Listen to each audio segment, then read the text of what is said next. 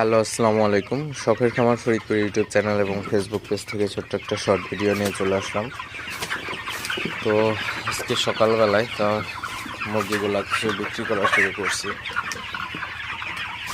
তো রেটটা আসলে একটু কম আগের তুলনায়, তো তারপরেও মোটামুটি বিক্রির উপর আছে। খুচরা এবং পাইকারি কিছু বিক্রি করতেছি। আসলে খুচরা 190 টাকা করে বিক্রি করতেছি, তো বাজারে 200 টাকা করে বিক্রি করে, এবং পাইকারি 168 টাকা দিলাম সকালবেলায়।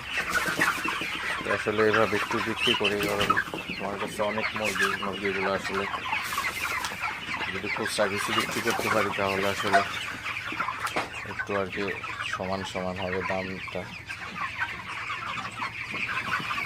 তো বাজারের কন্ডিশন হলো খারাপ একবারে, তো পাইকাররা এমন ঝামেলা করে।